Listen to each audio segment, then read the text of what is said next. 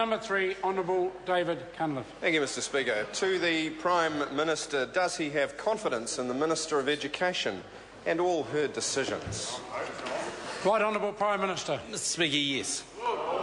Very brave, Mr Courageous. Supplementary question, Courageous, Mr. Honourable David Cunliffe. Mr Speaker, did the Prime Minister agree with the decision in 2011 to increase class sizes, which was heavily criticised for cherry-picking research, misinterpreting findings and the government deliberately ignoring conflicting studies?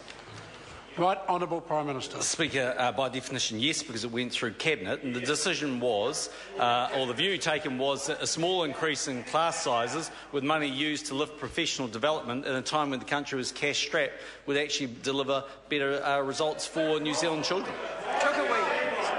To the Prime Minister, in light of that Supplementary answer, question, Honourable David Cunliffe. when he announced his teacher bonuses and part-time principals policy to try and recover lost ground in education, did he expect it to be received as unworkable and lacking direct benefit for children, and so bad that teachers and principals were actually willing to turn down pay rises of up to $40,000 a year?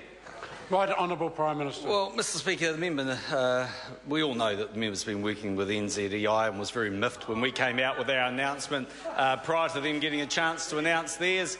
But, Mr Speaker, if we go back and look at that announcement, it's $359 million aimed at keeping the very best teachers in their classroom, aimed very much at making sure that expert principals can go out there and lend a hand to other organisations. Mr Speaker, making sure that the very best teachers can get greater progression in their careers. That's why the PPTA and other unions are supporting it. And I might add, Mr Speaker, that all of the unions actually came with the ministry when they went on a number of tours to look at this in countries and cities where it's been very, very effective. Mr Speaker, to the Prime Minister. Supplementary question, Honourable David Cunliffe. Mr Speaker, in light of that answer about the importance of quality, does he agree with ACT leader Jamie White that schools should be like supermarkets? And what will be the special of the week at these expensive, state-subsidised supermarket shop-ins? Mr Speaker. Right Honourable Prime Minister. I have absolutely no doubt what the special will be. It'll be a mower burger. Better than a government dodo, Mr Speaker. Better than a government dodo. Supplementary question, the Honourable David Cunliffe. Brontosaurus, Mr Speaker. Mr Speaker, has the Prime Minister sought adequate funding for education when parental donations to schools have increased by 30% under his government, so that parents are having to shell out tens of millions of dollars every year for the cost of their kids' education? Right Honourable Prime Minister. Mr Speaker, this year the government's allocated $10.1 billion for education, a record in the history of New Zealand. And I don't want to remind the member, but the last time they were in government, there were donations being made by parents back then, just as there are today.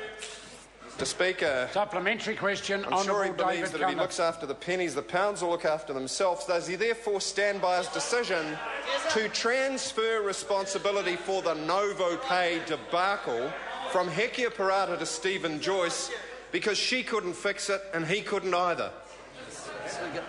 Right Honourable Prime Minister. Well, Mr Speaker, I know what she did do, and that is inherit it from Labor. But, Mr Speaker, actually, I think we'd all agree that Mr Joyce has done an outstanding job of a very difficult situation of resolving those issues across the country. But, Mr Speaker, I guess back in the days when mowers walked around New Zealand, there wasn't computer systems to pay teachers. Nowadays there is, and under a national government we're fixing that up. Where's his panda, Mr Speaker? Question, supplementary question, Honourable David Cunliffe. Mr Speaker, does the Prime Minister stand by each of his government's decisions in education over the last 6 years, including increasing class sizes, charter schools, the debacle over closing Christchurch schools, Nova Pay and now teacher bonuses?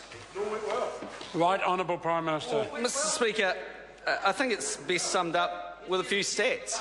In 2008, 66.5% of young New Zealanders got NCEA. Today, that's 76.8%. Back in 2000 2012 even, the number of Māori students with NCEA Level 2 was 44.4%. Today it's 58.6%. Mr Speaker, we go and have a look at Pacifica students. Back in 2008, 55.3% of them had NCEA Level 2. Today it's 71.8%. Mr Speaker, we know the same in terms of participation in ECE, and we certainly know if we look at the results of students going through our tertiary facilities, they are doing extremely well. Also, Mr Speaker, if the member wanted to spend a bit of time wandering around Christchurch, he might be just surprised to find how much their support there is for the government actually spending $1 billion on new schools than $500 million on the old. Well, the members opposite say rubbish, so I welcome them to go to Christchurch and say they'll build the old schools back and not the new ones. Good luck. I'll see you down there at the press debate. Question number 4, David Bennett. Mr Speaker, my question is to the Minister of Transport. What recent announcements has the Prime Minister made regarding the government's commitment to